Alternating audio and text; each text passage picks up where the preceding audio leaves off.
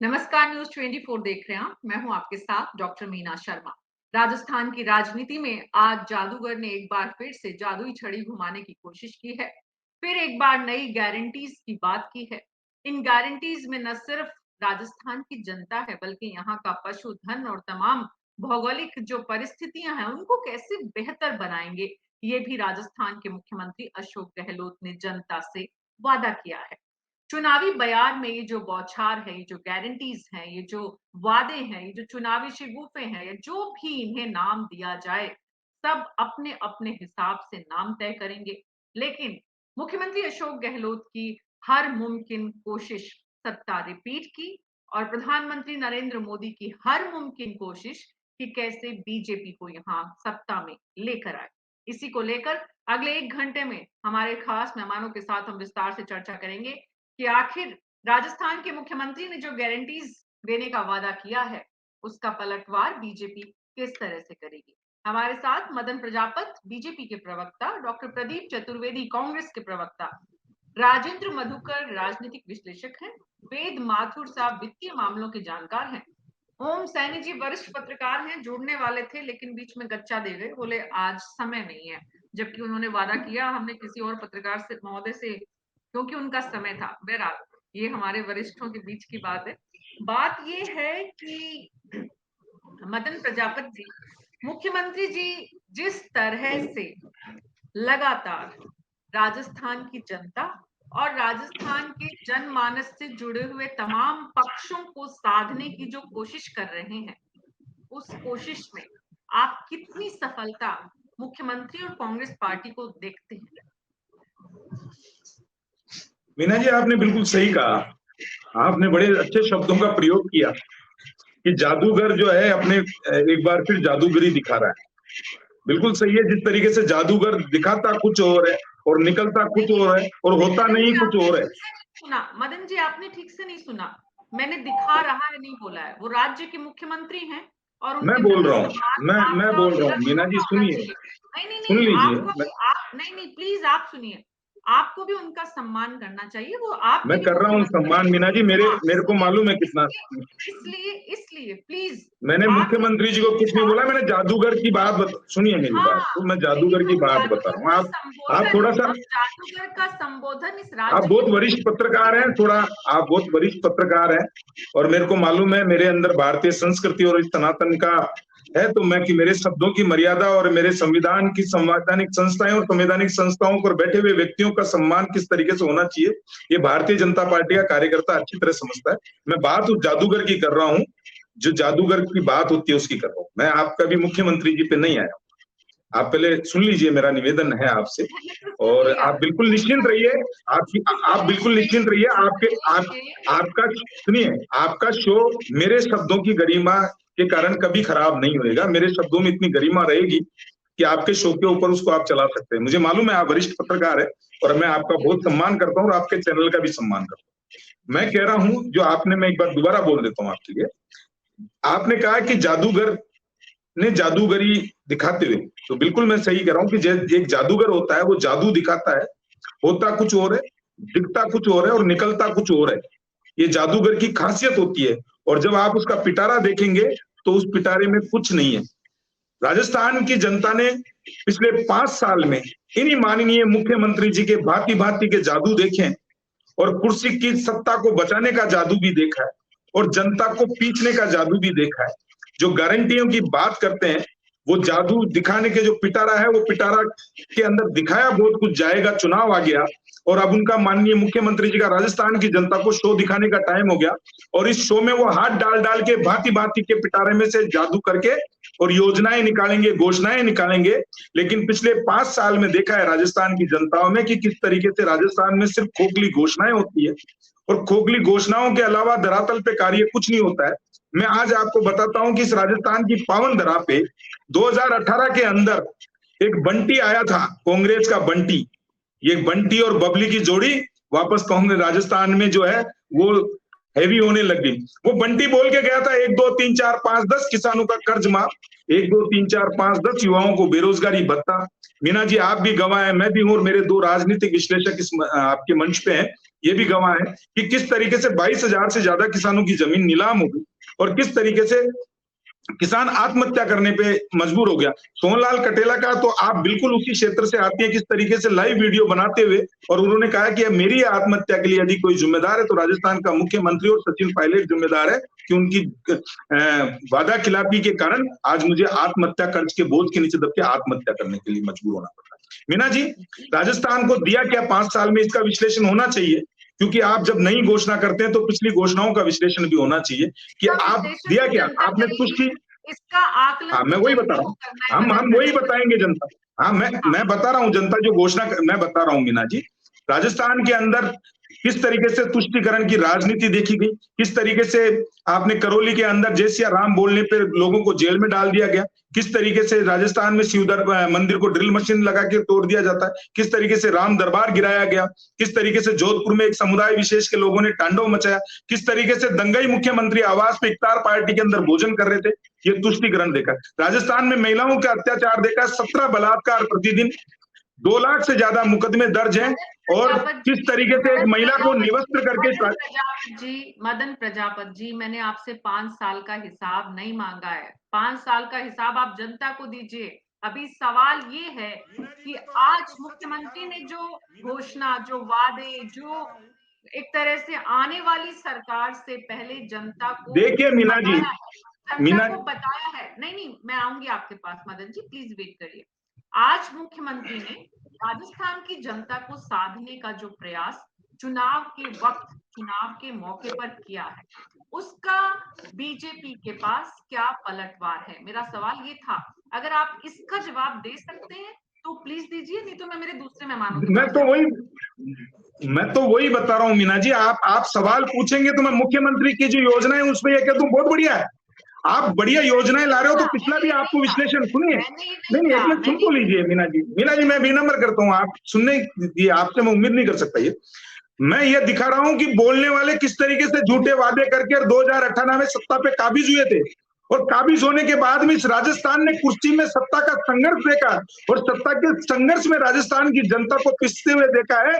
जो राजस्थान शांत प्रदेश था, उस राजस्थान को किस तरीके से गुंडाओं के, किस तरीके से अपराधियों के हौसले बुलंद है और किस तरीके से राजस्थान की धरती को लहू से लाल किया गया है। कहीं बेटी के सर में उसके पिता के शव होता है, कहीं माँ की गोद में उसका बेटे का शव होता है, कहीं व्यापारियों से फिरौती मांगी जाती है, कहीं व्यापारी को पीट पीट के सरेआम मार दिया जाता है, कई बहन बेटियों को किस तरीके से निवस्त्र करके घुमाया जाता है, किस तरीके से अपहरण करने के बाद में उसको सामूहिक दुष्कर्म के बाद में एसिड डाल के जला दिया जाता है।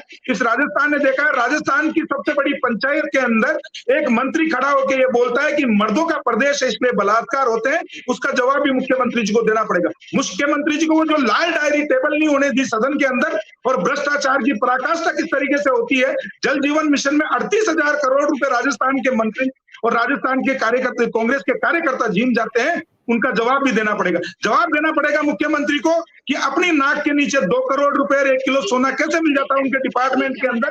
और सबसे वफादार डीजीपी ये कहता है कि मुख्यमंत्री भ्रष्टाचारियों पे लगाम कसने में नाकाम रहा। राजेंद्र मधुकर जी, बीजेपी को लगता है कि अब मुख्यमंत्री ने जो घोषणा, मुख्यमंत्री जो वादा कर रहे हैं, चुनावी घोषणा पत्र में जिस तरह की बातें कर रहे हैं, आने वाली सरकार से पहले जो भूमिका बना रहे हैं, उस पर जनता विश्वास नहीं करेगी, क्योंकि पिछले 5 साल में उन्होंने वो नहीं किया जो 5 साल पहले कहा गया था।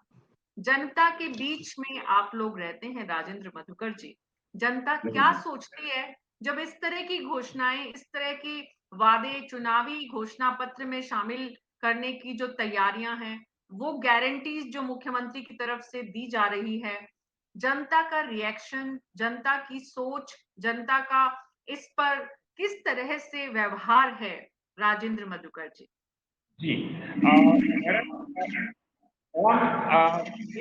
एक बहुत प्राचीन काल में ऋषि हुए, उसका नाम था चारवाक। राजेंद्र मधुकर जी, आपका ऑडियो इको हो रहा है, जिसकी वजह से हम आपको ठीक से सुन नहीं पा रहे। आप इसको ठीक करिए, तब तक मैं वेद माथुर साहब के पास जाती हूँ। वेद माथुर जी, एक तरफ आर्थिक व्यवस्था सरकार की आर्थिक स्थिति है और दूसरी तरफ नई सरकार जो आएगी उसको लेकर सरकार की तैयारी है, वादे हैं। किस तरह देखते हैं आप मुख्यमंत्री अशोक गहलोत द्वारा दी गई इन गारंटीज को? ऑडियो ऑन करिए वेद माथुर जी। आपने आज मुझसे जो सवाल किया है, यही सवाल मैंने मेरे पड़ोस में रहने वाले राम भरोसे से किया था, जिनके बेटे को सरकार लैपटॉप देने जा रही है, जिनकी बेटी को मोबाइल मिलने वाला है और जिनको 100 यूनिट बिजली ऑलरेडी फ्री मिल रही है।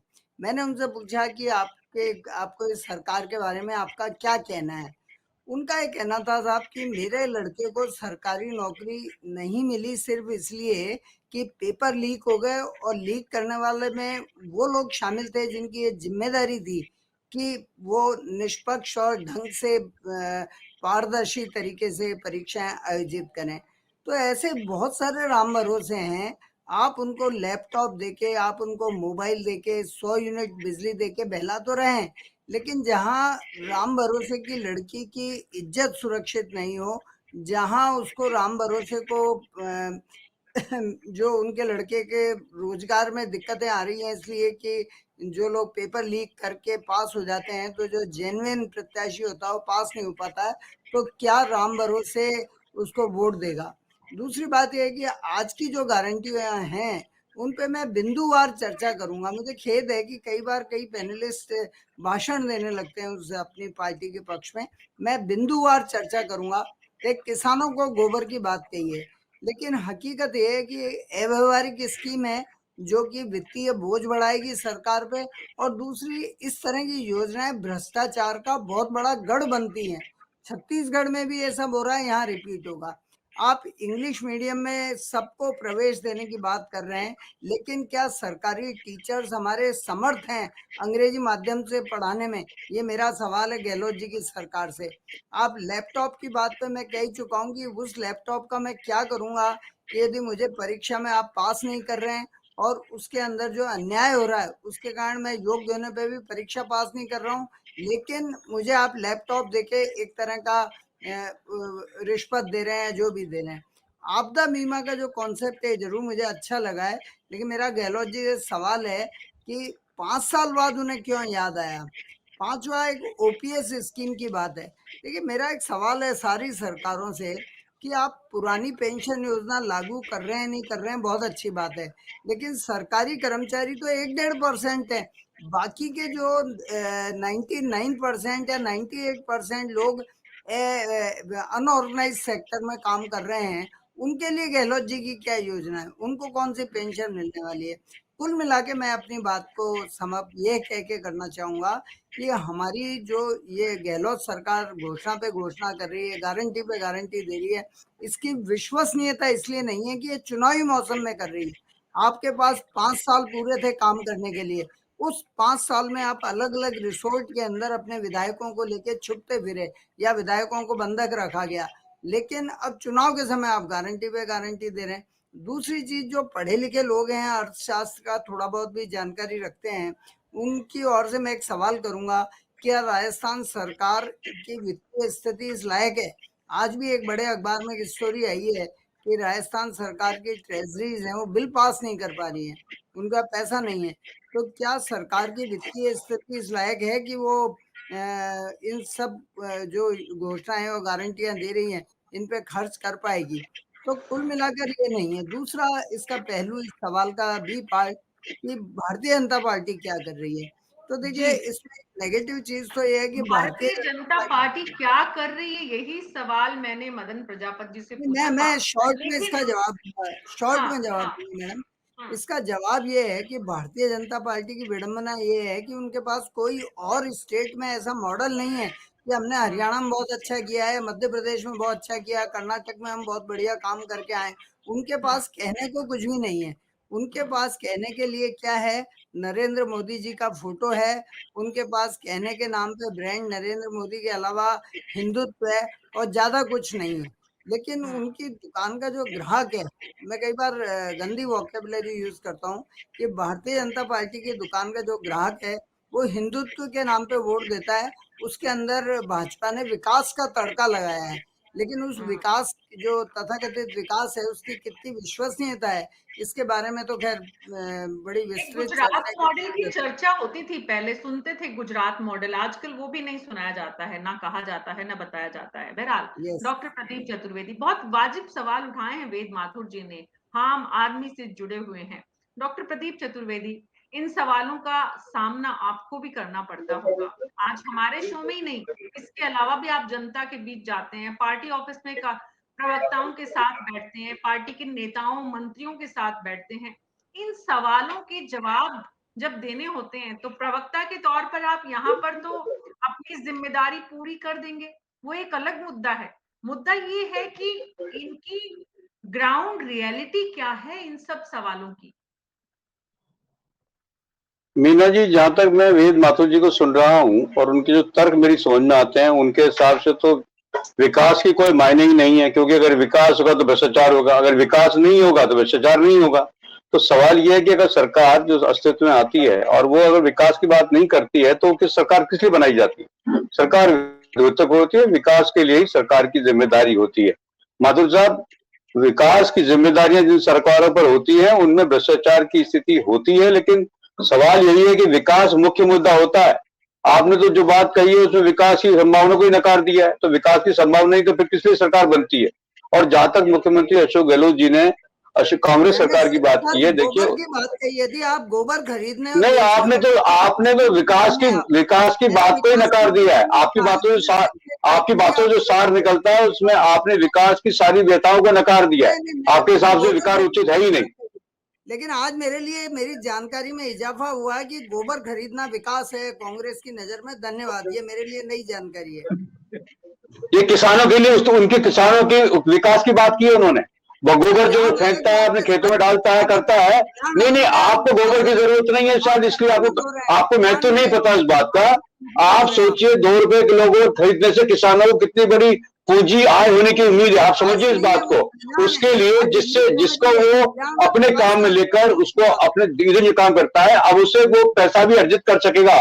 ये मुख्यमंत्री की बहुत दूर सोच परिणामी, और सारे देश में इस बात की चर्चा हो रही है, प्रदेश में हो रही है कि दूरगामी कदम है, लेकिन शायद आपको ये महत्व समझ में नहीं आ रहा। ये आपकी अपनी प्राथमिकता हो सकती है, इसलिए इसमें बहस की गुंजाइश नहीं।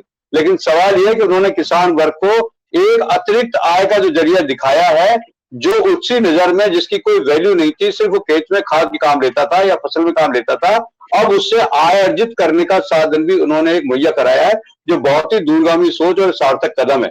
इसलिए मुख्यमंत्री अशोक गहलोत चूंकि जनता से जुड़े हैं, मुख्यमंत्री जनता की भावना समझते हैं, जनता के लोगों समझते हैं, उनकी स्थिति समझते हैं, इसलिए वो काम कर रहे हैं जिससे आम जन को उसके जीवन को खुश सुखी बनाने में पहल करें। इसलिए आपको ये बात समझ में नहीं आ रही, आप शायद शहरी जीवन में जीते हैं, इसलिए तो गोबर का महत्व समझ में आ रहा है, आपको ये बड़ा अजीब लग रहा है, लेकिन गोबर की बहुत महत्वपूर्ण भूमिका गांवों के विकास में होती है। उसमें घर लेपन होता है, उसमें घर के कीटाणुओं का नाश किया जाता है, उससे घर के सारी चीजों को मैनेज किया जाता है। लेकिन अगर गोबर आज आय का साधन बने तो मैं समझता हूं मुख्यमंत्री जी ने बहुत ही सार्थक कदम उठाया है और मैं इसका स्वागत करता हूं। जी, डॉक्टर प्रदीप चतुर्वेदी, समझ में आती है आपकी बात, किसानों के प्रति मुख्यमंत्री की सोच और अप्रोच भी समझ में आती है, ठीक है। डॉक्टर वेद माथुर साहब का doctor Pradeep Chaturvedi point of view अलग हो सकता है, उन्होंने इस विषय पर जो अपना ओपिनियन रखा है वो आपके ओपिनियन से अलग हो सकता है, और इसीलिए हम यहाँ पर अलग अलग ओपिनियन के लोगों को बैठाते हैं ताकि जनता जो भी सोच है उसके व्यापक परिप्रेक्ष्य को समझ सके। राजेंद्र मधुकर जी, जनता के बीच किस तरह की प्रतिक्रियाएं हैं? जी मैडम, एक आवाज आ रही है? बोले राजेंद्र जी। आवाज आ रही? हाँ जी, हाँ जी। एक हमारे यहाँ प्राचीन काल में एक ऋषि थे, जिनका नाम था चारवाक। उन्होंने एक सूत्र दिया था, आवद विवेक सुखम विवेक, ऋणम कृत्वा सुखम विवेक। नहीं राजेंद्र जी, आपको आपकी डिवाइस को दोबारा कनेक्ट करना पड़ेगा, कुछ इश्यू है जिससे आपकी आवाज ठीक से नहीं सुन पा रहे हैं, ना दर्शक सुन पा रहे हैं ना हम सुन पा रहे हैं, तो कुछ इको है, आप इसको ठीक करिए। मदन प्रजापत जी, एक बात तो ये है कि पिछली बार बंटी बबली आए, कि पिछली बार मुख्यमंत्री अशोक गहलोत या उस समय की पार्टी के अध्यक्ष सचिन पायलट या कांग्रेस पार्टी के राहुल गांधी और उनकी पूरी संगठन के लोग, उन लोगों ने, कांग्रेस पार्टी ने घोषणा पत्र में क्या कुछ कहा। मुद्दा ये नहीं है, मुद्दा तो ये है कि इस प्रदेश की जनता ने उन पर भरोसा किया और 5 साल तक उन्होंने शासन किया। अब 5 साल सत्तारूढ़ रहने वाली पार्टी जब जनता के बीच वापस जा रही है तो कुछ नए विचारों के साथ जा रही है। उन विचारों को आप, जो 5 साल में उन्होंने क्या किया वो आप बहुत बार बता चुके हैं। आज हम ये जानना चाहते हैं, प्रदेश की जनता ये जानना चाहती है कि इन विचारों का बीजेपी स्वागत करती है। क्या बीजेपी के घोषणा पत्र में भी कुछ इस तरह के मुद्दे, इस तरह की बातें, क्योंकि आपने तो इतनी बड़ी संख्या में लोगों से, लाखों की संख्या में सुझाव लिए हैं, तो क्या ये विषय आपके घोषणा पत्र का भी हिस्सा होंगे? कुछ अलग शब्दों में हो सकते हैं, कुछ अलग तरीके से हो सकते हैं, लेकिन कोई अलग योजना हो सकती है, लेकिन क्या ये मुद्दे, ये गारंटीज जो राजस्थान के मुख्यमंत्री कांग्रेस पार्टी इस वक्त जनता के बीच लेकर जा रही है, आप उन विचारों से, उस सोच से सहमत हैं या नहीं? देखिए मीना जी, आपके सवाल में आपने जो पूछा उसी में आपने जवाब दिया। पहले आपने बोला है कि 2018 में जो वादे किए थे कर दिए होंगे, वो तो हो गए, 5 साल पूरे हो गए, लेकिन अब जो नए वादे करें उनका क्या होगा। लेकिन विश्लेषण कभी भी आप पुराने और नई चीजों से ही करेंगे कि पिछली बार आपने क्या वादे किए थे, उनमें से क्या पूर्ण किए और किन पूर्ण वादों के दम पे आप दोबारा नए वादे कर रहे हैं। सुनिए, सुनिए, बात करनी पड़ेगी। देखिए मीना जी, ये कोई मदन जी प्लीज मेरी बात सुनिए। पिछले 10 मिनट आपने लगभग 8 मिनट 5 साल सरकार की विफलता पर बोला है और हम सब ने सुना है। अभी हम सरकार की विफलता की बात नहीं कर रहे हैं, अभी हम ये बात कर रहे हैं कि सरकार जो सपना दिखा रही है या कांग्रेस पार्टी जिन विचारों को लेकर जनता के बीच जा रही है। मीना जी, आप कैसी बात कर रहे हैं? जो अगर सरकार विफल है, जो पहले वादे किए उनको पूर्ण नहीं कर पाई, तो नए वादे कैसे पूर्ण कर लेगी? मैं यही दिखा रहा हूँ जनता को आईना। आप ये कह रहे हो कि पूर्ण को तो भूल जाओ, अभी जो वादे कर रहे हैं वो सही है, मतलब आप ये कहना चाहती हैं क्या? आप ये कहना चाहती हैं जो सरकार अभी पहले वादे करे उनको भूल जाऊं मैं? मदन जी, ना तो हम भूल रहे, ना जनता। देखिए मीना जी, आप मेरे को समझ नहीं पा रहा। मैं मेरे हिसाब से बोलूंगा, मैं ना कांग्रेस के प्रवक्ता के हिसाब से बोलूंगा, ना आपके जिस तरीके से अभी राजनीतिक विश्लेषक ने बहुत अच्छी चीज बताई है, और आप पिछले विश्लेषण से ही नई चीजों पे। मीना जी, आप जो पिछली बार जो वादे करे थे उन्हीं के ऊपर, अगर मैंने आपसे कोई वादा पिछली, सुनिए मदन जी, प्लीज अंडरस्टैंड। आप क्या सुनना चाहते हैं मीना जी डिबेट के अंदर? मैं क्या बोलूं डिबेट में? चाहती हूँ मैं ही नहीं, हमारे डिबेट में जो दर्शक और जो राजस्थान की जनता हमें सुन रही है, वो ये जानना चाहती है कि ये विचार, जिस विचार का कांग्रेस पार्टी यहाँ इस वक्त गारंटी नाम दे रही है, ये जो विचार है, ये जो आइडिया है, ये जो सोच है, ये जो गारंटी है, कांग्रेस पार्टी इसे किस, बीजेपी इसे किस रूप में देखती है? क्या बीजेपी को लगता है कि ये सारी बातें गलत है, या बीजेपी को लगता है कि इन बातों में दम है? बीजेपी के घोषणा पत्र में कुछ इस तरह की बातें। मीना जी, मैं मेरा घोषणा पत्र के बारे में आपको बताऊंगा। उससे पहले जो आपने बोला कि क्या कांग्रेस के वादों में दम है, तो ये किससे आप पता लगाएंगे कि दम है या खोखले हैं? इसी से पता लगाएंगे कि पिछली बार भी वादे किए थे उनमें से कुछ पूरे हुए या नहीं हुए। भी जो वादे किए थे उन्हीं से तो अपन उनको मेल कराएंगे ना। जैसे अभी आप कह रहे हैं, मेरे मित्र ने आपके चैनल के माध्यम, आपके चैनल पे एक जो कांग्रेस के प्रवक्ता उन्होंने माना कि विकास होगा तो भ्रष्टाचार होगा। खुले आपके चैनल पे कबूल किया है कांग्रेस के प्रवक्ता ने कि विकास जहां होगा वहां भ्रष्टाचार होगा। जिनकी सोच में भ्रष्टाचार बचा हुआ हो, और जो पिछली बार 2018 के अंदर सरकार में सत्ता में आई कांग्रेस, वो बेरोजगारों के लिए रोजगार की व्यवस्था करने नहीं आई, वो बेरोजगारों के लिए भत्ते की व्यवस्था करने आई, बेरोजगारी बढ़ाने की बात करने के लिए आई। उससे क्या उम्मीद की जाती है? दूसरा, मेरे मित्र कहते हैं किसानों के लिए बहुत कुछ किया है और किसानों के लिए सोच रहे हैं। मैं मीना जी आपको थोड़ा सा बता दूं, ये पेपर का है और सोहन लाल कटेला गंगानगर का किसान लाइव वीडियो बना के आत्महत्या कर लेता है इस राजस्थान के उस वादा के ऊपर जिसने कहा था राजस्थान में संपूर्ण कर्ज होगा। उस वादा खिलाफी के खिलाफ एक किसान आत्महत्या कर लेता है। इस राजस्थान में किसान को बाजरे की एमएसपी नहीं मिलती है और ये किसानों से वादा किस हक से और किस मुंह से कर रहे हैं। 2300 रुपए की एमएसपी पे बाजरा खरीद थी, राजस्थान की सरकार ने खरीदी नहीं और राजस्थान के किसान को वहां जाके लेना पड़ा। आज राजस्थान के किसान को बिजली का बिल माफ करने के लिए बोल रहे हैं, लेकिन भारतीय जनता पार्टी के राज में, माननीय वसुंधरा जी के राज में 10,000 रुपए की सब्सिडी थी। राजस्थान का मुख्यमंत्री बनते ही 10,000 की सब्सिडी बंद कर दिया, कुंडली मार के बैठ गया। 3 साल तक किसान इधर उधर झांकता रहा और अब जाके ये बिजली फ्री देने की बात करें, बिजली भी नहीं है। और राजस्थान के अंदर बिजली जब भारतीय जनता पार्टी की सरकार थी 5 रुपए प्रति यूनिट थी, आज बिजली 12 रुपए प्रति यूनिट है। राजस्थान में जब भारतीय जनता पार्टी सरकार छोड़ के गई थी और बेरोजगारी दर 3.5% थी, आज 32% है। और जो ये वादा करके आए थे युवाओं को बेरोजगारी भत्ता देंगे, बेरोजगारी भत्ता नहीं दिया। इनके माननीय मुख्यमंत्री जी का हस्ताक्षरों से एक आरपीएससी का सदस्य बना और पेपर बेचने के अंदर सारे कांग्रेसी नेता लुप्त पाए गए।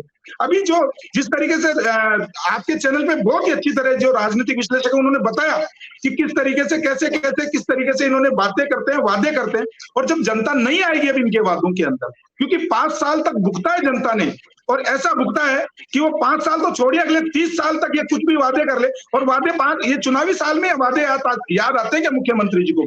किस तरीके से कुंभकर्णीय नींद के अंदर माननीय मुख्यमंत्री जी सोते रहते हैं, राजस्थान जलता रहता है और राजस्थान के मुख्यमंत्री को सत्ता के अलावा कुछ दिखता नहीं है, और यहाँ बैठ के और कांग्रेस के करते हैं। मैं आज आपको बताइए, ये वो युवा है जो कहता है कि सॉरी पापा सब कुछ खत्म, राजस्थान में पेपर लीक, और ये आपके हनुमानगढ़ का युवा है जो आत्महत्या कर लेता है।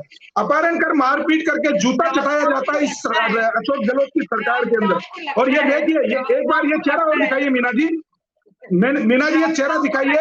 भर्ती में पास करने के नाम पे 18.5 लाख रुपए इनके पूर्व मंत्री ने लिए, 18.5 लाख रुपए पूर्व मंत्री ने। और ये पेपर लीक में ये चेहरा भी दिखाइए कि पेपर लीक में किस तरीके से जो है भूपेंद्र को बेचता था और कौन उसको खरीदता था। आरपीएससी के सदस्य ने ये बात बोली। आज तक सुरेश ढाका कौन से बिल में घुसा हुआ है? राजस्थान का मुख्यमंत्री वादा कर रहा है, वादा करके उन युवाओं को जवाब दीजिए मीना जी। प्रवक्ताओं को लगता और मीना जी एक चीज और पूछिएगा, अगर इतिहास के दम पर भविष्य की नींव रखी जाती तो इस देश में कांग्रेस पार्टी का पतन कभी नहीं होता। कि हमने 5 साल पहले क्या किया था, 10 साल पहले क्या किया था, 50 साल पहले क्या किया था। नहीं तो मीना जी राजस्थान की जनता भूल जाए, राजस्थान की मीना जी आप ये कहना चाह रहे हैं कि राजस्थान की जनता, मीना जी आप ये कहना चाह रही है कि राजस्थान की जनता जो अशोक गहलोत के कुकर्मों को, राजस्थान की जनता अशोक गहलोत के कुकर्मों को भूल जाए, राजस्थान की जनता भ्रष्टाचार को भूल जाए, राजस्थान की जनता युवाओं के पेपर लीक को भूल जाए, राजस्थान की जनता 19,444 किसानों की जमीन नीलाम हुई उसको भूल जाए, राजस्थान की जनता जो है फिरौती, जो राजस्थान माना जाता था उसको फिरौती मांगने वालों को भूल जाए, राजस्थान की जनता किस तरीके से कोरोना के अंदर मरती रही, किस तरीके से कानून व्यवस्था हुई, और आज राजस्थान की जनता से ये वादे कर रहे हैं अंग्रेजी स्कूल खोलने की। आज ये बताइए, अंग्रेजी स्कूल के अंदर इंग्लिश माध्यम के अध्यापक आपके पास में नहीं है, आपके पास में इंफ्रास्ट्रक्चर नहीं है। मदन प्रजापत जी, 365 दिन हनुमान चालीसा ही अगर करना है तो बाकी सारे मंदिर बंद कर देने चाहिए। बिल्कुल, राजस्थान की जनता 5 साल से हनुमान चालीसा नहीं, इस अशोक गहलोत की सरकार को जाने का, इस अशोक गहलोत के जाने का इंतजार कर रही है। और मीना जी मैं आपके चैनल के माध्यम से ये बताता हूं कि राजस्थान कांग्रेस मुक्त होने जा रहा है। और आप कह रहे थे ना कि भारतीय जनता पार्टी क्या वादे करती है और अपने मैनिफेस्टो में क्या लेके आती है। वादा करना, आज मुख्यमंत्री जी वादा करते हैं तो हम करते हैं शिलान्यास, हम करते हैं उद्घाटन, और ये करते हैं शिलान्यास। आज राजस्थान में 2-2 अगर हाईवे निकलते हैं, सुनिए, राजस्थान में 2-2 हाईवे निकलते हैं तो माननीय मुख्यमंत्री जी के राज में निकलते हैं। आज 33 में से 23 जिलों में मेडिकल कॉलेज बनते हैं तो भारत सरकार की वजह से बनते हैं। मदन जी का ऑडियो। मीना जी मैं आपके चैनल पे जिंदगी में कभी नहीं आऊंगा अगर आप इस तरीके की बात करेंगे और ऑडियो बंद करने की बात करेंगे। आप ये चाहते हैं कि राजस्थान, आप ये चाहते हैं, सुनिए मीना जी, मैंने पहले भी कहा कि आपके चैनल की एक मर्यादा है। सुनिए मेरी बात को मीना जी। नहीं, आप सुनिए मेरी बात को। अगर हमारे आप बोलने नहीं दे रही है, आप बोलने नहीं दे रही है। आप कांग्रेस के प्रवक्ता यहाँ बैठ के बोल रहे हैं, अपने वादे गिनवा रहे हैं। आप पूछिए पिछले वादों का क्या हुआ। आप एक बार कांग्रेस के प्रवक्ता से पूछिए किसान कर्ज माफ का क्या हुआ। आप एक बार पूछिए ना, वो बोलते जब आप बोल नहीं रहे। आप किसान के कर्ज माफ का पिछले वादे का नहीं पूछ रहे, आप बेरोजगारी भत्ते का नहीं पूछ रहे, बेरोजगारी दर बढ़ गई उसका नहीं पूछ रहे। आज नए वादे कर रहे हैं तो पुराने वादों का क्या हुआ वो भी पूछिए ना। आप मुझे कह रही है। ऑडियो ऑफ कर दीजिए। राजेंद्र मधुकर जी, मैं आपके पास आ रही हूँ। मदन जी, आप कार्यक्रम को खत्म होने के बाद 1 घंटे बाद देखिएगा कि आप कितनी देर बोले और बाकी लोग कितनी देर बोले। मीना जी, आप मेरे को अगर आप समय दे दीजिए 3 मिनट दे दीजिए, मैं 3 मिनट में अपनी बात खत्म कर दूंगा। लेकिन ये मर्यादा नहीं है आप जैसे चैनल की। मैं एक पार्टी का प्रवक्ता के नाते आपके यहाँ बैठा हुआ हूँ, और आप जब अभी मेरे को अगर आपकी ईमानदारी में देख लूंगा। आप पूछिए कांग्रेस के प्रवक्ता से, एक बार पूछिए, मैं तो नहीं बोलूंगा एक शब्द भी। आप पूछिए पिछली बार के किसानों का कर्ज माफ का क्या हुआ। आप पूछिए, आज के वादों की बात कर रहे हैं, आप पिछले वादों के ऊपर चर्चा कीजिए ना। मेरी ईमानदारी का सर्टिफिकेट मुझे आपसे नहीं चाहिए। नहीं, मैं तो ईमानदारी का सर्टिफिकेट दे नहीं रहा हूँ, लेकिन आप जिस तरीके से कर रही है चैनल पे, आप वरिष्ठ पत्रकार है, वरिष्ठ चैनल है आपका। राजेंद्र मधुकर जी, जनता के बीच क्या रिएक्शन है? राजेंद्र मधुकर जी। आप मेरी आवाज आ रही? हाँ जी, हाँ जी, हाँ जी। हमारे भारतवर्ष में एक ऋषि हुए जिनका नाम था चारवाक। उन्होंने एक सिद्धांत दिया, यावत जीवेत सुखम जीवेत ऋणम कृत्वा कृतम दिवेत। उन्होंने कहा कि जब तक जीवो सुख से जीवो, ऋण लेकर के घी पीवो। भस्मी भूतस्ते नरस्ते देहस्ते पुनरागमनम कुतः। यानी एक बार शरीर के भस्म हो जाने के बाद वह पुनः नहीं आता है। नास्तिक धर्म के प्रणेता चारवाक ने एक सिद्धांत दिया था, उसको जरा साधारण शब्दों में समझाऊं तो किसी होटल में आप जा रहे हैं और वहां ये लिखा हुआ है कि पोता खाए या दादा खाए पोता चुकाए, कि दादा को खाना है और पोता को चुकाना है। इसलिए दादा भोजन करके जा रहे हैं, पोते को चुकाना है। तो इस सिद्धांत पर काम कर रही हैं सरकारें। उनको लगता है कि सरकार आए या नहीं आए, लेकिन लुभावने वादे किए जाने चाहिए ताकि अंतिम चरणों में लोग जो है आकर्षित हो जाते हैं और ये जन सामान्य में धारणा हो जाती है कि देखिए सरकार हमारे लिए क्या कर रही है। जबकि हकीकत यह है कि राजस्थान में 5,37,000 करोड़ का कर्ज इस वक्त है, जिसमें 25% कर्ज मुख्यमंत्री अशोक गहलोत ने लिया है। तो कर्ज से लगातार दब रहे राजस्थान के एक बार फिर से कर्ज में डालने का एक क्रम है, एक साधारण प्रयास है। जन सामान्य ये चिंतन करता है कि ये केवल चुनावी साल में किए वादे हैं। और एक खास बात ये बता दूं कि कोई भी दल जब कोई भी चुनावी घोषणा पत्र मैनिफेस्टो घोषित करता है तो हमारे आयोग नहीं है कि अगर वो एक तय सीमा में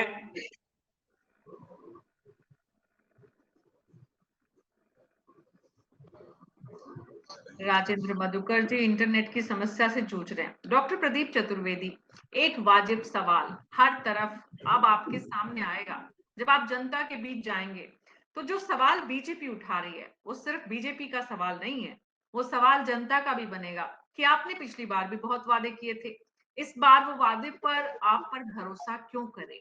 आपको जनता को ये बताना पड़ेगा कि पिछली बार जो वादे किए थे वो पूरे क्यों नहीं हुए और इस बार वाले वादे आप कैसे पूरा कर देंगे। बहुत सुंदर उदाहरण दिया राजेंद्र मधुकर ने, हालांकि वो इंटरनेट की समस्या से जूझ रहे हैं, बड़ी अच्छी बात कर रहे थे। तो सवाल ये है कि जनता, वो कहते हैं ना कि काट की हांडी एक बार चढ़ती है, बार बार नहीं चढ़ती। तो सवाल ये है कि राजस्थान की जनता भी काट की हांडी को एक बार ही चढ़ा सकती है ना।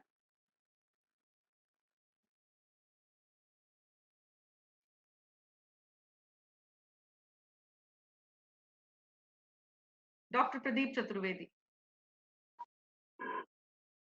प्राप्त करने के बाद वो सत्ता में आती है तो 6 माह या 1 वर्ष आप जो दोहराएंगे आरंभ कर देनी चाहिए। और अगर कोई भी राजनीतिक दल निर्धारित अवधि में इन चुनावी घोषणा पत्र को पूरा नहीं करता है तो उनको निर्योग्य साबित कर देना चाहिए, उस दल की मान्यता खत्म कर देनी चाहिए, क्योंकि हर बार जनमानस थका जाता है। राजेंद्र मधुकर जी, मुद्दा ये है कि हम उस समाज में रह रहे हैं जहां क्या होना चाहिए और क्या हो रहा है उसमें जमीन आसमान का फर्क है, और उस फर्क को मिटाने के लिए जितनी जरूरत सरकारों को सख्त होने की है उससे ज्यादा जरूरत इस समाज को अनुशासित होने की है, क्योंकि समाज और सरकार दोनों अपने अपने हितों से आगे बढ़ते हैं, इसलिए ये मुमकिन नहीं हो पाता। इसलिए आदर्श की बातें क्या होना चाहिए की बातें अभी व्यवहारिक नहीं है। व्यवहारिक बात यह है कि आज की स्थिति में कौन कहां खड़ा हुआ है। बीजेपी और कांग्रेस दो प्रमुख राजनीतिक दल, और उसके अलावा मैदान में जितने छोटे दलों ने अपनी अपनी गणित बैठाने की जो कोशिश की है। डॉक्टर प्रदीप चतुर्वेदी, मेरा सवाल ये है, इस प्रदेश की जनता जानना ये चाहती है कि विचार तो किसी को, वेद माथुर साहब को विचार कम पसंद आया, राजेंद्र मधुकर जी की चिंता ये है कि विचार पिछली बार भी अच्छे थे लेकिन परिणति तक नहीं पहुंचे। अभी भी आपके जो विचार हैं, आपने खुद ने कहा जनता को भी, जब जनता के हितों से जुड़ा हुआ एक किसान को उसका अगर जो उसका व्यवसाय है उससे जुड़ा हुआ कोई आर्थिक प्रलोभन, या आर्थिक प्रलोभन शब्द शायद सही नहीं हो, उसको उसके व्यापार में बढ़ोतरी का कोई रास्ता सरकार दिखाएगी तो वो भरोसा करेगा। लेकिन वो ये भी तो सोचेगा कि पिछली बार भी हमने बहुत सारे सपने दिखाए थे, हम कैसे यकीन करें कि इस बार के हमारे सपने पूरे होंगे। डॉक्टर मीना जी, देखिए पिछली सरकार की जहां तक 5 साल की बात अगर आप करें तो देखिए मुख्यमंत्री जी ने हर साल अपनी सरकार की एक जो परफॉर्मेंस रिपोर्ट उन्होंने हर साल पेश की थी। उन्होंने घोषणा पत्र को लेकर जो काम किया था उसको उन्होंने हर साल अपनी सरकार के कार्यों की समीक्षा करते हुए पब्लिक में आगे बात कही थी। मुख्यमंत्री जी पारदर्शी राजनीति में विश्वास करते हैं और लोगों के साथ उनसे किए गए वादों की समीक्षा हर साल उन्होंने इसीलिए की कि सरकार ने घोषणा पत्र में किए, और उन्होंने जब सरकार में आए थे तो उन्होंने चीफ सेक्रेटरी को बुलाकर कहा था कि ये सरकार का घोषणा पत्र हमारा मुख्य उद्देश्य है, ये हमारी जो वर्क एस्टेब्लिशमेंट है इस पे करना है। तो मुख्यमंत्री जी ने हर साल अपने कार्य की समीक्षा की। ये उनकी ईमानदारी की बात थी कि वो जनता के बीच गए और उन्होंने अपने प्रगति रिपोर्ट पेश करते रहे। दूसरी बात आप समझिए कि अभी जिस तरह की बात हो रही है और जिस तरह से चुनाव का माहौल बना है, उस माहौल में मुख्यमंत्री जी अपनी योजनाएं घोषित कर रहे हैं। जमीन पर लाने की बात उन्होंने छात्र, युवा, मुख्य और महिलाएं और किसान, इन चारों को लेकर अपनी योजनाएं बनाई हैं, क्योंकि जानते हैं कि जीडीपी का जो उन्होंने विकास डेवलप किया, जो देश में दूसरे पर अगर आप जीडीपी आया है, उसका मुख्य बात यह है कि उन्होंने समाज के इन 4 वर्गों को अपने विकास की धारा में शामिल किया है और शामिल करते हुए आज प्रदेश में दूसरा स्थान प्राप्त किया है। मुख्यमंत्री कुछ आर्थिक विश्लेषक हैं और वो अर्थशास्त्र के छात्र रहे हैं। उन्होंने समझते हुए आप देखिए कि उन्होंने जो है वित्त मंत्रालय और गृह मंत्रालय पर बात रखा है, तो लॉ एंड ऑर्डर की जिम्मेदारी उन्होंने स्वयं उठी है और विकास के लिए संसाधनों की नीति का भी लोग खुद अपना चार्ज लिए हुए हैं। तो मुख्यमंत्री इतने संवेदनशीलता के साथ राज चला रहे हैं। अब सवाल यह है कि जिस तरह की बातें ये लोग कर रहे हैं, अब देखिए मुख्यमंत्री जी ने जनमानस में जिन वर्गों को सरकार के कामों में प्राथमिकता दी है, वो आज आने वाले चुनाव में जा रहे हैं और वो उनकी प्राथमिकताओं को वोट देने की बात कर रहे हैं। अब सवाल यह है कि आप एक लोकतंत्र से चुनी सरकार को ईडी, सीबीआई, इससे चुनाव में जब आप चुनाव घोषित हो चुके हैं उसमें आप राजनीति की बात नहीं कर रहे हैं। डॉक्टर प्रदीप चतुर्वेदी, हम ईडी पर आज चर्चा नहीं कर रहे हैं, हमारा विषय से हमें भ्रमित नहीं होना। सवाल वो नहीं है, सवाल मीना जी, सवाल ये है कि ईडी का उपयोग चुनाव घोषणा होने के बाद किया जा रहा है, ये जनतंत्र के खिलाफ है, आपको ये बात माननी पड़ेगी। अगर आपकी गारंटीज में इतना दम है कि जनता उस पर विश्वास करेगी तो ईडी, सीबीआई और तमाम एजेंसीज कुछ नहीं कर पाएंगी। अगर आप इतने करने दीजिए। आप मुख्यमंत्री मीना जी बात कह रहे हैं कि आप कितने छापे डालें, हम उसे डरने वाले नहीं हैं, हम अपनी विकास की योजनाओं को आगे जाएंगे, लोगों से वोट लेंगे और अगली बार सरकार बनाएंगे। ये मुख्यमंत्री तो कह रहे हैं, इसलिए हमें इसकी चिंता नहीं है। जितना ये हमको आहत करेंगे, हमें सोचते हैं राजनीतिक संवेदना भी हमें मिलेगी। डॉक्टर प्रदीप चतुर्वेदी, 2 इंपॉर्टेंट बातें आपने कही। एक तो ये कि जी मुख्यमंत्री जी अर्थशास्त्र के विद्यार्थी रहे हैं, अर्थशास्त्र के छात्र रहे हैं और फाइनेंस जैसी मिनिस्ट्री उन्होंने हमेशा अपने पास रखी।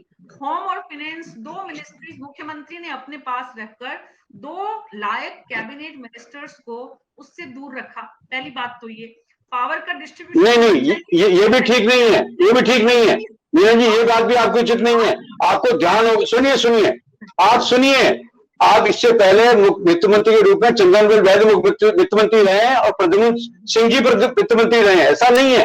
लेकिन इस बार इन कठिन परिस्थितियों में जब से केंद्र सरकार राज्य सरकार के रिसोर्सेज को नहीं दे रही है, तब वित्त प्रबंधन की विशेष आवश्यकता पड़ी है। इसलिए मुख्यमंत्री जी ने प्राथमिकताएं अपने हाथ में रखी है, क्योंकि एक ही लड़ाई ये भी है कि राज्य से अपने वित्तीय संसाधनों का हक लेने की लड़ाई भी मुख्यमंत्री लड़ रहे हैं, क्योंकि हमको जीएसटी का पैसा नहीं मिल रहा, हमको अन्य सुविधाओं का पैसा नहीं मिल रहा, हमको ईआरसीपी का सपोर्ट नहीं मिल रहा।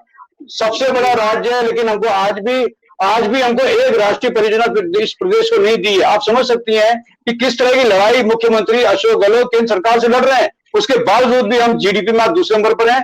ये हमारा संकल्प है और हम आने वाले चुनाव में लोगों की पूरी कामना पूरी करेंगे और हम चुनाव जीतेंगे। इससे पहले जब मुख्यमंत्री के पास फाइनेंस मिनिस्ट्री भी थी, इससे पहले मुख्यमंत्री अक्सर कहा करते थे कि राजस्थान आर्थिक कर्ज से डूबा हुआ है। पिछली बार अपने टेन्योर में, इस बार मुख्यमंत्री ने उस शब्द का एक बार भी इस्तेमाल नहीं किया। इस बार मुख्यमंत्री ने लगातार एक के बाद एक योजनाओं का ऐलान किया, इस बात की चिंता किए बिना कि पैसे कहां से आएंगे, मैनेजमेंट कैसे होगा। मुद्दा ये है वेद माथुर साहब कि इस वक्त फाइनेंस सरकार की क्या आर्थिक स्थिति है, ये जनता को समझ में नहीं आएगा। इस वक्त चुनावी मैदान में है और जनता को ये तय करना है कि उसे किसको वोट देना है। वोट वो उसको देगी जो उन्हें अच्छे सपने दिखाएगा। अच्छे सपने दिखाने के लिए राजस्थान की कांग्रेस पार्टी ने जो इस वक्त प्रयास किया है इन गारंटीज के नाम पर, उसका बीजेपी क्या तोड़ लाएगी, क्या उसका प्रहार बीजेपी की तरफ से होगा। बीजेपी ने इतनी लाखों की संख्या में लोगों से सुझाव मांगे हैं, उनमें क्या इन विषयों को भी एड्रेस किया जाएगा, ये तो तब पता चलेगा जब बीजेपी का घोषणा पत्र आएगा। लेकिन बीजेपी को प्रवक्ता को कम से कम ये बताना जरूर चाहिए कि उनके घोषणा पत्र में ये जो गारंटीज आज मुख्यमंत्री जी ने दी है, इनकी क्या स्थिति है और वो इनमें क्या सुधार करेंगे या किस तरह से इनमें कोई करेक्शन एडिशन करने के बाद, या उनके लिए ये कोई मुद्दा ही नहीं है। मुद्दा ये है वेद माथुर साहब, मैं आपके पास आ रही हूँ पहले, उसके बाद मदन प्रजापति जी के पास आऊंगी। वेद माथुर जी, मुद्दा ये है कि जो गारंटीज मुख्यमंत्री ने दी है, आम आदमी सीधा सरल जो रोजी रोटी जिसकी रोजाना डेली बेसिस पे जो काम करता है, उसके मन मस्तिष्क पे ये कैसे असर डालेगी? मीना जी, सबसे महत्वपूर्ण बात मैं आपके सामने रखना चाहूंगा कि अंग्रेजी का एक शब्द है कलेक्टिव विजडम या सामूहिक समझ। तो जो राजस्थान की जनता की सामूहिक सोच है, आप इस बात को बिल्कुल दिमाग से निकाल दीजिए कि एक आम अनपढ़ आदमी है, वो ये नहीं जानता। जो कुछ आपने बोला है कि संसाधन नहीं है लेकिन घोषणा पे घोषणा हो रही है, आम आदमी, गरीब आदमी, अनपढ़ आदमी, गांव का आदमी सब समझते हैं। इसलिए ये घोषणाएं किसी को चुनाव जितवा देंगी, इस बात की 1% भी गारंटी नहीं है, पहली बात। दूसरी 2-3 बातें और मैं मीना जी कहूंगा, और वो इररिलेवेंट नहीं है, वो आपके प्रश्न से जुड़ी हुई है। पहली बात है, कांग्रेस प्रवक्ता ने कहा कि गोबर खरीदना है, वो बहुत बड़ा विकास है। वो विकास नहीं, मैं कल्याण मान सकता हूँ, पहली बात। दूसरी बात है, उन्होंने कहा कि मैं शहरी आदमी हूँ, मुझे समझ नहीं है। तो मेरा अनुरोध है कि कभी वो बहरोड या झालरापाटन जाए तो पंजाब नेशनल बैंक का फार्मर्स ट्रेनिंग कॉलेज देखे, जो मेरा विजन था। आप जाके देखें, हमने 10-10 करोड़ रुपया उन पर खर्च किया, वहाँ हम किसानों को प्रशिक्षित कर रहे हैं। एक और महत्वपूर्ण बात है कि एक बहुत पुरानी, हजारों साल पुरानी एक कहावत है कि आप किसी की मदद करना चाहते हैं तो उसको मछली पकड़ना सिखाएं, उसको मछली दे नहीं। मछली देने से उसका पेट नहीं भरेगा, उसको मछली पकड़ना सिखाएं। तो जहां तक किसानों की बात है, मीना जी, मैं आपकी जानकारी में लाना चाहूंगा, बहुत सारे नेताओं को, 99% नेताओं को पता नहीं है कि किसानों की सबसे बड़ी समस्या भंडारण है।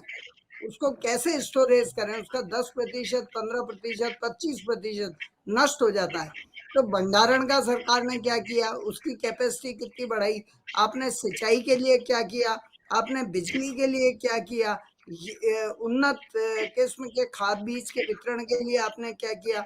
आप इन मुद्दों के बजाय यदि आप गोबर की बात करेंगे तो मीना जी मैं एक बात कह रहा हूँ, आपको भी बड़ी असंगत लगेगी, लेकिन आज यदि एक पार्टी गोबर खरीद के चुनाव जीतेगी तो कल लालू यादव की पार्टी कहेगी हम तो आदमी का मल खरीदने को तैयार है, आदमी लोग अपना माल इकट्ठा करें, हमें दे जाए, हम खरीदेंगे और पैसा देंगे।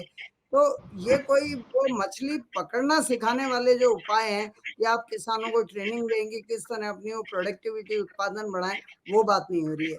एक और महत्वपूर्ण बात गारंटी के संदर्भ में मैं कहना चाहूंगा कि जब ये सरकार गारंटी और घोषणाओं की बात कर रही है तो ये ऐसा है कि मैं आपसे फिजिक्स का सवाल पूछ रहा हूँ, आप केमिस्ट्री का जवाब दे रहे हैं। मेरा सवाल है आपकी गवर्नेंस क्यों खराब रही, मेरा सवाल है पेपर लीक क्यों हुए, मेरा बच्चा जो योग्य था वो क्यों पास नहीं हो पाया, और एक ही गांव के 100 लोग 200 लोग सब इंस्पेक्टर की परीक्षा में कैसे पास हो गए, कौन जवाब देगा इसका। मेरा सवाल है कि लॉ एंड ऑर्डर की स्थिति है वो क्यों बिगड़ी। आज उत्तर प्रदेश बिहार की तो हम बच्चे थे तब से सुनते आ रहे हैं बचपन से, लेकिन राजस्थान के बारे में तो हमने कभी नहीं सुना है क्यों बिगड़ी। ये तो इसी तरह जहां जहां राजस्थान में सांप्रदायिक दंगे हुए वहां सरकार ने तटस्थ होकर काम करने के बजाय उन्होंने एक पक्षीय कार्रवाई करके हिंदुओं को क्यों उनके साथ अन्याय किया। तो ये ऐसे सवाल है कि मैं ये सवाल पूछ रहा हूँ, आम आदमी के मन में ये सवाल है। आप कह रहे हैं मैं तेरी 100 यूनिट बिजली फ्री कर दूंगा, मैं तेरा गोबर खरीद लूंगा, मैं तेरी बेटी को मोबाइल दे दूंगा, मैं तेरे बेरोजगार बेटे को लैपटॉप दे दूंगा। तो आप जो वास्तविक सवाल है उनसे कांग्रेस घबरा रही है, उनके सामने नहीं जा रही है, और वो नई चीजें कर, जैसा बार बार कहा जा रहा है कि मुख्यमंत्री जादूगर है, वास्तव में जादूगर अपनी टोपी से कभी पक्षी निकाल देता है, कभी कबूतर निकाल देता है, कभी क्या कर देता है, और होता वो सारा ट्रिक गेम है, कोई ईश्वरीय शक्ति नहीं है उनके पास, वो ट्रिक गेम है। तो मुझे नहीं लगता है मैम कि इस तरह की योजनाओं से, गारंटियों से, घोषणाओं से कुछ होने वाला है, सिवाय इसके कि ये सरकार दिवालिया हो जाएगी। लेकिन यदि कांग्रेस ये सोचती है, ऐसा लगता है कि हम एक बार सत्ता में आ जाएं। मैंने अपने जीवन में इतना, मैं राजनीति को थोड़ा बहुत फॉलो करता हूँ, मैंने कभी भी किसी राजनेता को, किसी सरकार को, किसी पार्टी को इतना डेस्परेट, इतना व्याकुल नहीं देखा सत्ता बनाए रखने के लिए जितना ये सरकार हो रही है। और दुर्भाग्य की बात यह है कि भारतीय जनता पार्टी को भी जिस तरीके से मुद्दे उठाने चाहिए थे उस तरीके से नहीं उठा पा रही है। आज ये पेपर लीक भी यदि लाइमलाइट में आया है तो सचिन पायलट की वजह से आया है। सचिन पायलट ने जो पद यात्रा की उससे जो कांग्रेस सरकार की फजीयत हुई और या जो सवाल खड़ा हुआ वो सवाल भारतीय जनता पार्टी खड़ा नहीं कर पाई। ये कुछ बिंदु है, मुझे नहीं लगता कि इससे कुछ काम होने वाला है। जनता सब जानती है, जनता की कलेक्टिव विजडम यानी सामूहिक समझ पर हम सबको भरोसा करना होगा। जी मदन प्रजापति। एक बात और चलते चलते मीना जी मैं आपसे कहना चाहूंगा, मैं अंतिम बात रह गई है कि इस तरह की जो आपकी डिबेट्स हैं ये मंथन होती है, इसमें विष और अमृत अलग होना चाहिए। क्योंकि पॉलिटिकल पार्टीज के नेताओं से मेरी रिक्वेस्ट है कि वो यहाँ के भाषण नहीं दें, जैसे मतदाताओं के बीच में हम स्पीच देते हैं वो ना दें, पहली बात। दूसरी बात, एंकर है वो हमारा एक तरह से मॉडरेटर है या मॉनिटर है, आप उसका सम्मान करें। वो कहते हैं हमें बात खत्म करने के लिए, खत्म करें। कोई बात नहीं, समझ में आता है। राजनीतिक दलों के प्रवक्ताओं की जो ट्रेनिंग होती है ना वो इस तरह की होती है वेद माथुर साहब, कि उनको ये सिखाया जाता है कि आपको सिर्फ अपनी बात हर हाल में रखनी है, आक्रामक अंदाज में रखनी है। जितना आक्रामक प्रवक्ता होगा उतना ही अच्छे प्रवक्ता के नंबर होंगे। इसलिए हम इस बात को समझते हुए उनका सम्मान करते हैं, लेकिन हमारे कार्यक्रम की गरिमा मर्यादा है। और वेद माथुर साहब आपका बहुत बहुत शुक्रिया कि आपने इस बात को रखा। मदन प्रजापति जी के पास पहले जाऊंगी, डॉक्टर प्रदीप चतुर्वेदी, फिर आपके पास आऊंगी। ऑडियो ऑन करिए मदन जी।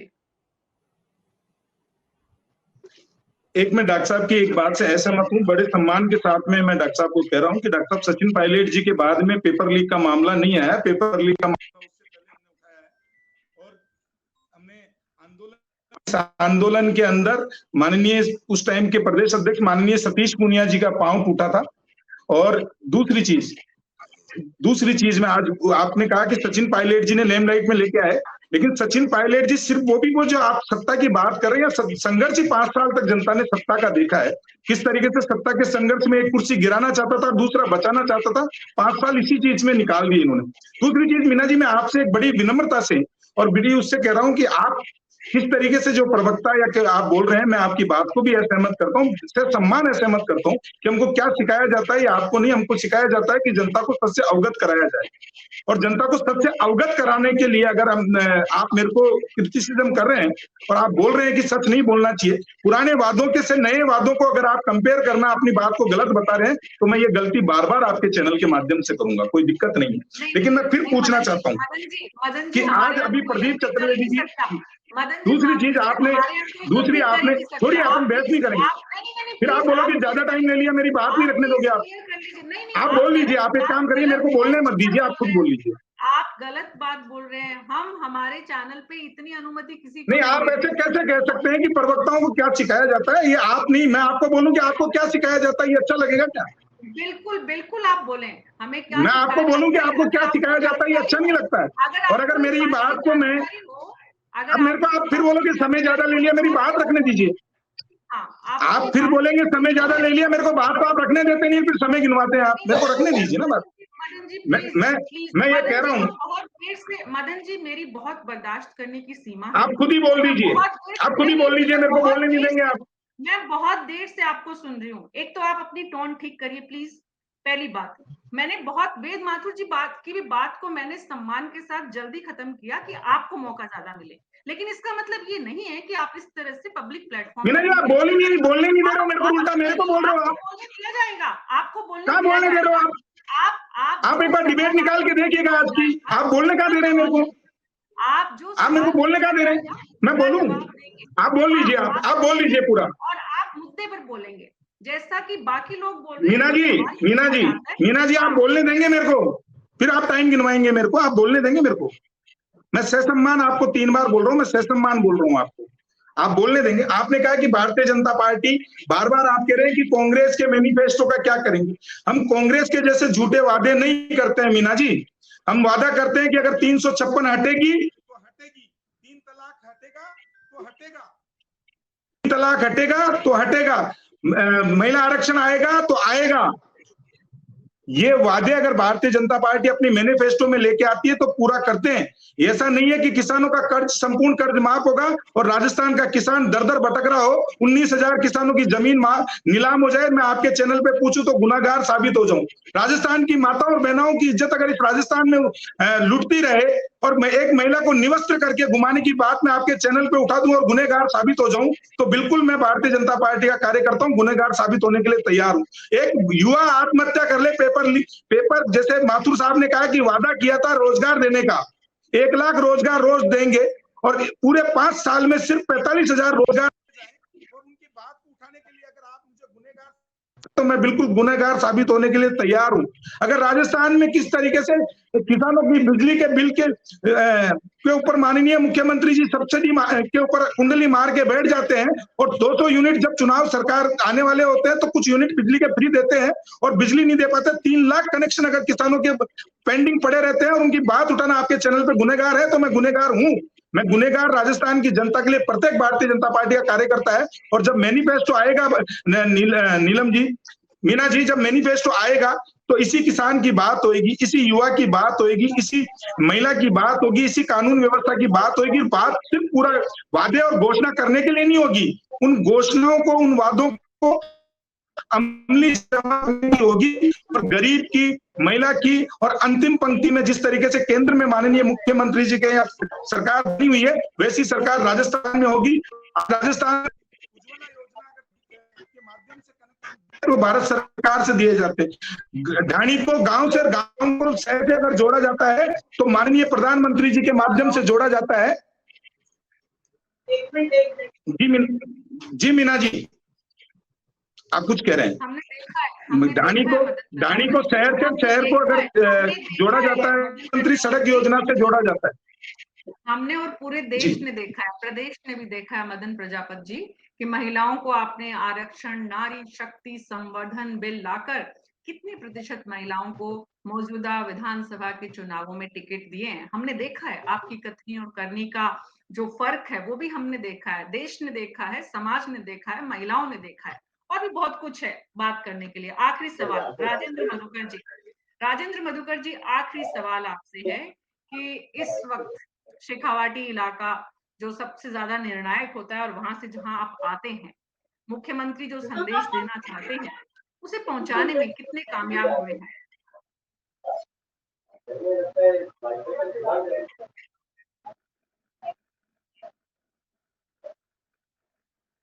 आपकी आवाज नहीं आ रही राजेंद्र मधुकर जी, ऑडियो ऑन करिए प्लीज अपना।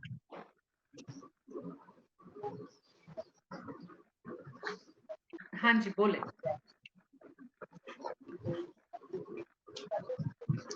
राजेंद्र जी हम आपको नहीं सुन पा रहे। आखिरी टिप्पणी डॉक्टर प्रदीप चतुर्वेदी, आखिरी बहुत संक्षेप में। देखिए, मैंने अभी कहा और माथुर साहब ने एक बात कही है इस प्रोग्राम में कि उन्होंने कहा कि पंजाब नेशनल बैंक के थ्रू आपने बहुत से किसानों को ट्रेनिंग दी है। सवाल इस ट्रेनिंग देने का नहीं है, सारी सरकारें कर रही हैं, राज्य सरकार भी कर रही है, केंद्र भी कर रही है। मेरा आपसे सवाल है कि उनमें से कितने लाभान्वित लोगों ने आपकी इस ट्रेनिंग का फायदा उठाया? आंकड़े आप वो दें। आप अपने ट्रेनिंग की बात करें कि आपने दी, पर सवाल है उसका आउटकम क्या रहा, आप उसके बारे में जिक्र नहीं किया। आप सरकारी अधिकारी रहे हैं, सब बात की आपने, तो मैं समझता हूं हमारा कंसर्न ये है कि आपने आपकी योजनाओं से कितने लोग लाभान्वित होकर एक लाभ की सिचुएशन में आए वो बताएं। आपने ट्रेनिंग दी है कोई बड़ी बात नहीं है, बड़ी बात यह है कि उसका उद्देश्य पूरा हुआ कि नहीं हुआ। और देखिए, सरकार राजनीतिक दलों द्वारा संचालित होती है। सुनिए, अब भैया बोलने दो मुझे, बीच में मत बोलो। राजनीतिक सरकारें राजनीतिक दल ही चलाते हैं, इसीलिए चुनाव लोकतंत्र व्यवस्था में चुनाव होते हैं और चुनाव के संचालन की और प्राथमिक जिम्मेदारी राजनीतिक दल और नेता ही करते हैं। मेरी टीम से मैं रिक्वेस्ट करूंगी दोनों का ऑडियो बंद कर दीजिए। इसीलिए मैंने कहा कि जो प्रवक्ताओं को जो ट्रेनिंग दी जाती है उसमें क्या बातें सिखाई जाती है। पूरे प्रदेश ने देखा है आप दोनों के व्यवहार को, जो कि किसी भी सूरत में न जनता की तरफ से सराहनीय होगा और ना ही आपकी पार्टी के वरिष्ठ लोग इसे सराहेंगे। जिस तरह का व्यवहार आप यहाँ पर कर रहे हैं, नहीं करना चाहिए। और आई एम श्योर कि आने वाले दिनों में राजनीतिक प्रवक्ताओं को भेजने से पहले राजनीतिक दल भी इस बात को जरूर सोचेंगे कि उन्हें टेलीविजन चैनल पर जब जनता देखती है तो अपनी बात को किस गंभीरता के साथ रखना है, आक्रोश आवेश से ज्यादा तथ्यों को कैसे रखना है, विषय पर कैसे बने रहना है, विषय को डाइवर्ट कैसे नहीं करना है, अगर विषय की जानकारी नहीं है तो कैसे जानकारी जुटाकर जाना है।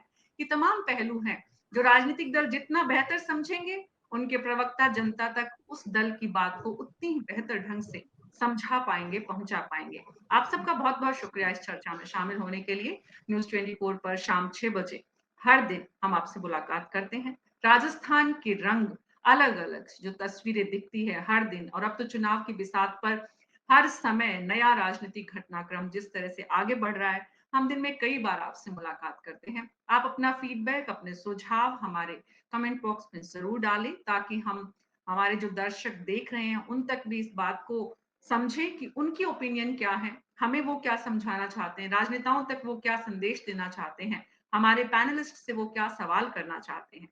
आज के लिए मेरे साथ इतना ही। नमस्कार।